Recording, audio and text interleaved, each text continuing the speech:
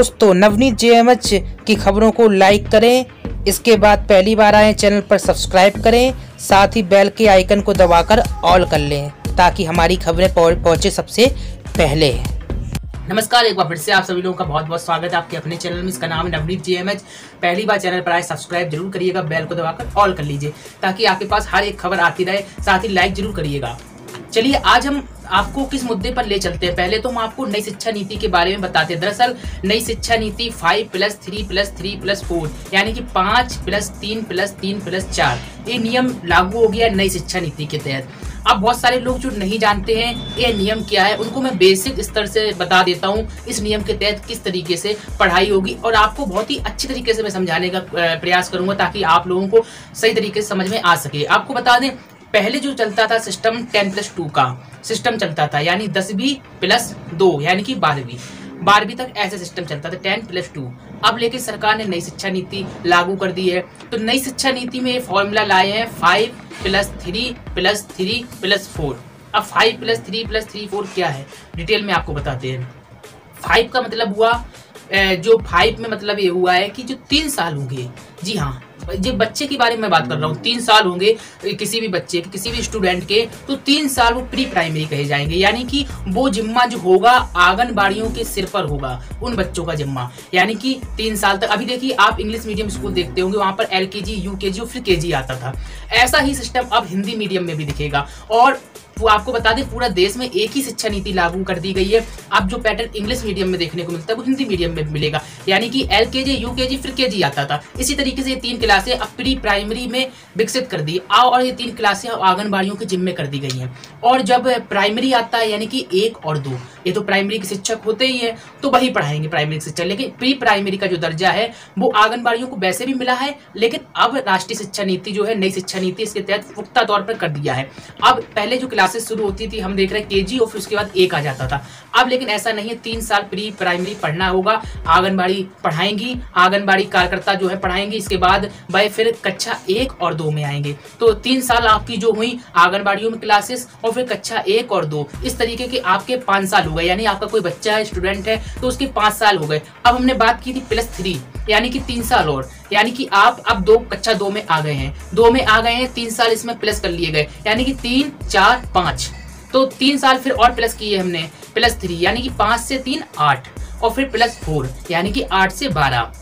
तो ये पैटर्न सरकार ने बनाया है। आपको बता दें पहले जो पैटर्न था 10+2 का पैटर्न था, अब सरकार ने 5+3+3+4 का कर दिया है। और आपको हमने सब कुछ बताया है शॉर्ट में। अगर आपने उस वीडियो को अभी तक नहीं देखा तो वीडियो देख लीजिए। कमेंट में आपको आई बटन पर भी हम लिंक में दे देंगे, आई बटन पर आपको मिल जाएगी वो वीडियो, तो उस वीडियो को देख लीजिए। तो आप लोगों को टेंशन नहीं लेनी है। अब हमारा जो मेन मुद्दा है उस मुद्दे पर आते हैं। आप लोगों को प्रशिक्षण देने को लेकर हमने जो खबर हेडिंग लिखी हुई है उसको लेकर आपको बताते हैं। दरअसल ये प्रशिक्षण होगा किस तरीके से होगा, जैसा कि हमने आपको बता दिया 3 साल आपकी कस्टडी में रहेंगे बच्चे, या समझ लीजिए एक तरफ से उनका बौद्धिक विकास करना आपकी जिम्मेदारी रहेगी। क्योंकि बच्चे बहुत सारे कुपोषित और अति कुपोषित भी होते हैं, आंगनबाड़ी केंद्रों पर आते हैं, लेकिन सबसे बड़ी जिम्मेदारी है यहाँ पर सरकार की भी, क्योंकि आंगनबाड़ी केंद्रों की स्थिति आज भी इतनी अच्छी नहीं है।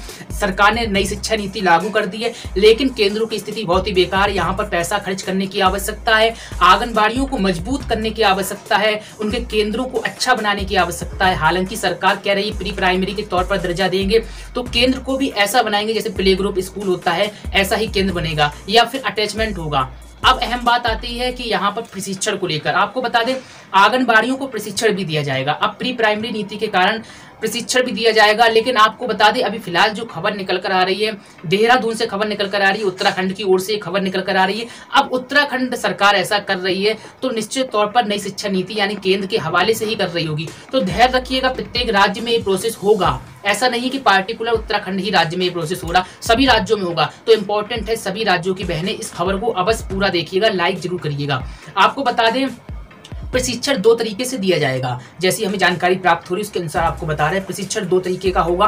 पहला प्रशिक्षण होगा 6 माह का और दूसरा प्रशिक्षण होगा 1 साल का। 6 माह का प्रशिक्षण किन का होगा आपको बता दें, आंगनबाड़ी कार्यकर्ताओं को प्रशिक्षण लेना ही लेना होगा। साथ ही जो टीचर होंगे प्री प्राइमरी के बाद प्राइमरी आता है, प्राइमरी टीचर होते उनको प्रशिक्षण लेना होगा। दरअसल 12वीं या इससे ऊपर जो पास किए होंगे, एजुकेटेड होंगे, उनको 6 महीने का प्रशिक्षण दिया जाएगा। और इसी के साथ ही जो उनके नीचे के लोग हैं, यानी कि जैसे आंगनबाड़ी वर्कर्स हैं, इनको 1 साल का प्रशिक्षण दिया जाएगा।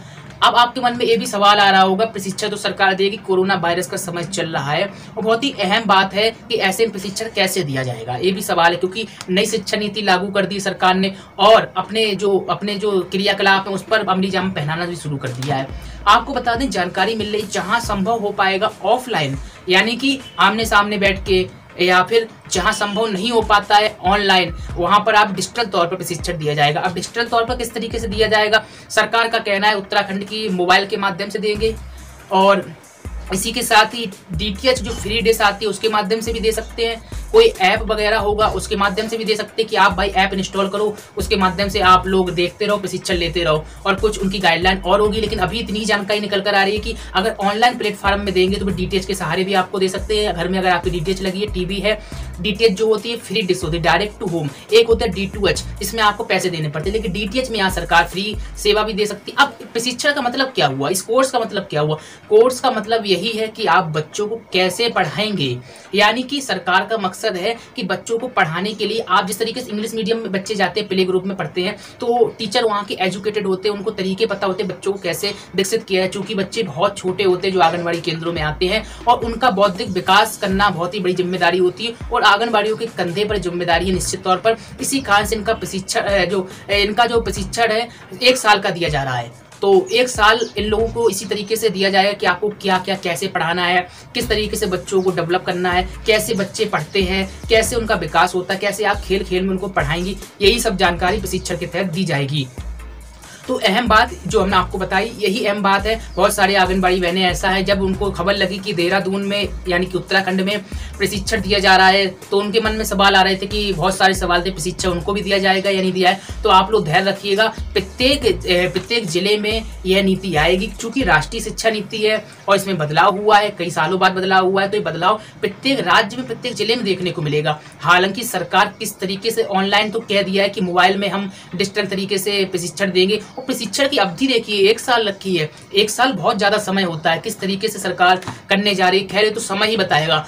अब घुमा फिरा कर वही सवाल आ जाता है कि प्री प्राइमरी का दर्जा आप दे रहे हो, 1 साल का प्रशिक्षण दे रहे हो, सब कुछ सिखा रहे हो आंगनबाड़ी वर्कर्स को, यानी कि मजबूत कर रहे हो, यहाँ तक कि प्राइमरी टीचर को भी 6 माह का प्रशिक्षण दे रहे हो, सब कुछ दे रहे हो, लेकिन हालत देखिए टीचर और प्री प्राइमरी टीचर दोनों की हालत देखिए, कितना अंतर है। एक मानदेय कर्मी है और एक राज्य कर्मचारी है, एक 5,000, 8,000, 10,000 रुपए पर काम कर रहा है, एक 40,000, 45,000, 50,000 पर काम कर रहा है। तो कितना ज्यादा अंतर है। आखिरकार सरकार इस बारे में क्यों नहीं सोच रही, इस अंतर को क्यों नहीं भरने का काम कर रही है? हमारा मुद्दा ये है। इस खबर को ज्यादा से ज्यादा शेयर करिएगा, लाइक करके मनोबल बढ़ाइएगा हमारा, ताकि हम आपके बारे में ऐसी जानकारी, सच्चाइयां यहाँ लाते रहें।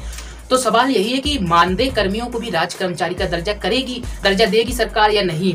अगर आप चाहते हैं मानदेय कर्मियों को भी राज्य कर्मचारी का दर्जा मिले, तो कमेंट में यस जरूर लिखिएगा, ज्यादा से ज्यादा यस लिखिएगा। तो सवाल यही है। लेकिन अभी तक जो नई शिक्षा नीति बनी है उसमें प्रशिक्षण का जिक्र है, और प्ले ग्रुप में किस तरीके से स्कूल विकसित किए जाएंगे आंगनबाड़ी के, वो जिक्र है। किस किस क्लास तक के बच्चे पढ़ेंगे, सामने आपको बताया। 3 साल तक जो होते 5+3+3+4 बनाया गया, जिसमें 5 साल होंगे, 3 साल आंगनबाड़ी केंद्रों में बच्चे पढ़ेंगे, 1 और 2 स्कूल में पढ़ेंगे। तो ये सिस्टम किया गया है, लेकिन किसी भी तरीके से जिक्र नहीं हुआ है कि आंगनबाड़ी कर्मियों को राज्य कर्मचारी का दर्जा दिया जाएगा और उनका वेतन अच्छा खासा किया जाएगा। अब आपको बता दें, स्कूल कितने समय तक चलते हैं? स्कूल 4 घंटे नहीं चलते हैं, 5, 6, 7 घंटे चलते हैं स्कूल। अब स्कूल का टाइम भी ये आंगनबाड़ी कर्मी पूरा करेंगे, यानी कि उनका टाइम, अभी आंगनबाड़ी केंद्र आप लोग देख रहे होंगे जो चलाते हैं, बहुत सारे लोग देख रहे हो, पता होगा 3 से 4 घंटे का काम रहता है, 4 घंटे का। लेकिन अब स्कूल का पूरा टाइम उनको देना होगा, क्योंकि स्कूल में अटैचमेंट करेंगे, या तो कुछ नया वैकल्पिक व्यवस्था कर सकते हैं, ज्यादातर स्कूलों में ही अटैचमेंट होगा। अब ऐसे में अटैचमेंट करेंगे तो शिक्षक के बराबर इनका काम होगा, हर कुछ शिक्षक के बराबर होगा। बच्चे तो बहुत ही छोटे आते हैं, तो उनकी देखभाल करना और उनको प्रशिक्षित करना, उनको शिक्षा देना और खेल खेल में पढ़ाना, ये बहुत बड़ी जिम्मेदारी होती है। तो निश्चित तौर पर कहीं ना कहीं इन महिलाओं की जिम्मेदारी बहुत बड़ी है। तो आज सरकार को चाहिए कि इन महिलाओं की जिम्मेदारी जिस तरीके से आप बढ़ाते चले जा रहे हैं, कंधे में वजन आप रखते चले जाएं, तो कहीं ना कहीं आप पैसों का भी वजन रखिएगा ताकि इनका जो मनोबल है गिरे ना और इनको काम करने में भी अच्छा लगे, इनका जो प्रोत्साहन है और ज्यादा बढ़े। प्रोत्साहन बढ़ने का मतलब प्रोत्साहन राशि से नहीं है। विभिन्न राज्यों में सरकारें प्रोत्साहन राशि देती, भाई अच्छा काम करो तो हम प्रोत्साहन राशि दे रहे हैं 100 रुपए 1000 रुपए, तो इससे काम नहीं चलेगा। 100 रुपए 500 रुपए प्रोत्साहन राशि से काम नहीं चलेगा। सरकार को चाहिए कि एक ठोस रणनीति बनाकर राज्य कर्मचारी का दर्जा इन आंगनबाड़ी वर्कर्स को दे और प्री प्राइमरी टीचर का दर्जा दे ताकि ये अच्छी तरीके से जीवन यापन कर सके। और जो सालों से चली आ रही बहस, धरना प्रदर्शन, लाठीचार्ज, डंडे सब कुछ इन्होंने खाए, इनका उद्धार हो सके। सालों साल से प्रदर्शन कर रहे हैं, ये सब इनका प्रदर्शन खत्म हो सके। सिर्फ प्रदर्शन आंगनबाड़ी कर्मियों का मेन मुद्दा यही है कि उन्हें राज्य कर्मचारी का दर्जा नहीं मिला है। पूरे देश भर में यही मुद्दे को लेकर आंगनबाड़ियां प्रदर्शन करती हैं। इनका इस प्रदर्शन को सरकार एक दिन में खत्म कर सकती है। बस ऐलान कर दे कि इन कर्मियों को राज्य कर्मचारी का दर्जा दिया जा रहा है। चूंकि ये जो कर्मी बहुत ज्यादा मेहनत करते, सरकार जिम्मेदारियां भी दे रही है, तो क्यों ना इन कर्मियों को राज्य कर्मचारी का दर्जा दे दिया जाए। अगर आप सहमत हैं तो यस लिखिएगा और लाइक जरूर करिएगा, और इसी के साथ ही सहमत नहीं है तो आप डिसलाइक कर सकते हैं, कमेंट में नो भी लिख सकते हैं। मिलते हैं आपसे नई और लेटेस्ट अपडेट में। आंगनबाड़ियों से जुड़ी हुई जो भी खबर आएगी हम आपको इस चैनल के माध्यम से देंगे। चैनल का नाम याद रखिएगा, नवनीत JMH है।